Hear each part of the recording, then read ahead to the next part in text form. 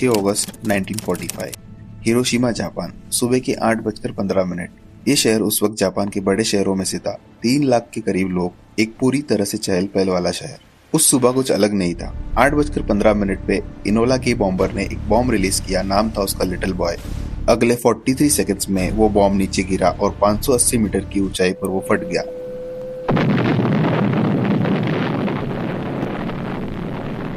एक सेकंड के अंदर 1 किलोमीटर के दायरे में हर इंसान खत्म हो गया। कोई बॉडी नहीं मिली, कोई निशान नहीं, सिर्फ उनके साए पत्थर पे, दीवारों पे, सीढ़ियों पे परमानेंटली छप गए। क्योंकि ब्लास्ट की गर्मी इतनी थी कि इंसान राख हो गए। पहले दिन में 80,000 लोग और हफ्ते भर में 90,000 से ज्यादा लोग मारे गए। पर इसकी शुरुआत होती है 40 साल पहले एक पेटेंट ऑफिस स्विट्जरलैंड में, एक इंसान के जहन में। अल्बर्ट आइंस्टाइन उस वक्त 26 साल के थे। कोई बड़ी यूनिवर्सिटी नहीं, कोई बड़ा ओहदा नहीं, वो बस स्विट्जरलैंड के पेटेंट ऑफिस में काम करते थे, दूसरों के इन्वेंशंस के एप्लीकेशन प्रोसेस करते थे। लेकिन खाली वक्त में वो अपने इमेजिनेशन की दुनिया में खोए रहते थे। 1905 का ये साल, जिसको साइंटिस्ट ने बाद में अनस मिराबलस यानी कि एक चमत्कारिक साल कहा, और इसने फिजिक्स की दुनिया को हिला दिया। उसमें से एक था E=mc²। आइंस्टाइन ने कहा मास और ऊर्जा एक ही चीज के दो रूप है। अगर मास को ऊर्जा में बदला जाए तो एक बहुत छोटी सी चीज से बहुत बड़ी ऊर्जा निकाली जा सकती है। कितनी बड़ी? 1 ग्राम यूरेनियम अगर पूरी तरह कन्वर्ट हो जाए तो हिरोशिमा के बॉम्ब से भी ज्यादा ऊर्जा निकल सकती है।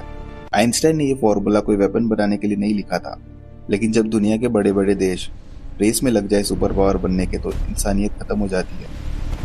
1939 में जर्मनी पोलैंड वॉर शुरू हो गया। दूसरा विश्व युद्ध शुरू हो चुका था और उस वक्त दुनिया के कुछ वैज्ञानिकों को एक खबर मिली। जर्मनी यूरेनियम पर रिसर्च कर रहा था। न्यूक्लियर फिजन यानी एटम तोड़ने की टेक्नोलॉजी पर काम चल रहा था। मतलब आइंस्टाइन का फॉर्मूला एक वेपन में बदला जा सकता था, और अगर इसे जर्मनी पहले बना लेता तो क्या होता। Einstein, Leo Szilard and Enrico Fermi Germany छोड़ के अमेरिका जा चुके थे। उन्होंने आइंस्टाइन से एक लेटर लिखवाया, सीधा अमेरिका के राष्ट्रपति को। खत में 2 बातें लिखी थी। पहली, एक ऐसा बॉम्ब बनाना टेक्निकली मुमकिन है। दूसरी, जर्मनी उसी रास्ते पे चल रहा है। रूजवेल्ट ने खत पढ़ा और अमेरिका ने एक प्रोग्राम शुरू किया जिसका नाम था मैनहट्टन प्रोजेक्ट। मैनहट्टन प्रोजेक्ट इंसानी तारीख का उस वक्त का सबसे बड़ा साइंटिफिक ऑपरेशन था। $2 बिलियन का खर्चा आज के हिसाब से अप्रोक्सीमेटली $30 बिलियन होता है। 1,30,000 लोग काम पर लगाए गए। 3 अलग शहर बनाए गए अमेरिका की जमीन पर जो ऑफिशियल मैप पर नहीं थे। टेनिस में ओक रिज, वॉशिंगटन में हैनफोर्ड और न्यू मैक्सिको में लॉस अल्मोस। यहाँ काम करने वाले लोग अपने घर को एड्रेस नहीं बता सकते थे। उनके लेटर सेंसर होते थे, उनकी हर मूवमेंट ट्रैक होती थी। इस पूरे ऑपरेशन का साइंटिफिक डायरेक्टर चुना गया J Robert Oppenheimer. Oppenheimer theoretical physicist थे, हार्वर्ड से पढ़े, जर्मनी से पीएचडी की, संस्कृत जानते थे और भगवत गीता पढ़ते थे। और अब वो ऐसा हथियार डिजाइन कर रहे थे जिसका कोई अंदाजा नहीं था। 3 साल तक काम चला और टेस्ट करने का समय आ गया। जगह थी Jornada del Muerto desert, New Mexico. Spanish में इसका मतलब है मरने वाले की यात्रा। सुबह के 5:29 साइंटिस्ट बंकर में थे जहां टेस्ट होने वाला था। वहां से मीलों दूर, आंखों पे प्रोटेक्टिव गॉगल्स और बॉम्ब का टेस्ट करने के लिए तैयार। और इस टेस्ट बॉम्ब का नाम था गैजेट। 5:29:45 एक रोशनी उठी जो 160 किलोमीटर दूर तक देखी गई। धमाका इतना बड़ा था कि सेस्मोग्राफ ने दूर तक रिकॉर्ड किया।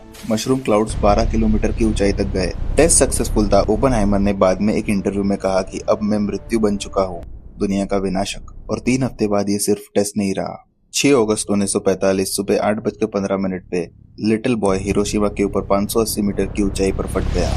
ब्लास्ट की टेम्परेचर सूरज की सरफेस से 4 गुना ज्यादा थी। 1 किलोमीटर के दायरे में हर इंसान उसी वक्त राख बन गया। 3 किलोमीटर के दायरे में ज्यादातर इमारतें ध्वस्त हो गई। आग का तूफान फायरस्टोन घंटों तक चला। पहले हफ्ते 80,000 लोग मारे गए और रेडिएशन और इंजरीज से अगले हफ्ते और 60,000 लोग मारे गए। 3 दिन बाद 9 अगस्त 1945 नागासाकी, फैटमैन दूसरा बॉम्ब और 70,000 और लोग मारे गए। जापान ने 15 अगस्त को हार मान ली और दूसरा विश्व युद्ध खत्म हुआ। मैनहट्टन प्रोजेक्ट के आर्किटेक्ट और एटॉमिक बॉम्ब के फादर कहलाने वाले ओपनहाइमर ने वर्ल्ड वॉर 2 के बाद न्यूक्लियर आर्म रेस के खिलाफ आवाज उठाना शुरू किया। उन्होंने सोवियत यूनियन के साथ इंटरनेशनल न्यूक्लियर कंट्रोल की एडवोकेसी की, हाइड्रोजन बॉम्ब के डेवलपमेंट का विगरसली विरोध किया और पब्लिकली कहा कि साइंटिस्ट की एक मोरल जिम्मेदारी होती है। ये बातें उन लोगों को पसंद नहीं आई जो कोल्ड वॉर के दौरान अमेरिकन न्यूक्लियर सुपरमेसी चाहते थे, और खास तौर पर एईसी एटॉमिक एनर्जी कमीशन के चेयरमैन लुइस टॉरस, जिसकी ओपनहाइमर से पर्सनल दुश्मनी थी। एईसी ने 4-1 वोट से उनकी सिक्योरिटी क्लियरेंस रिवोक कर दी।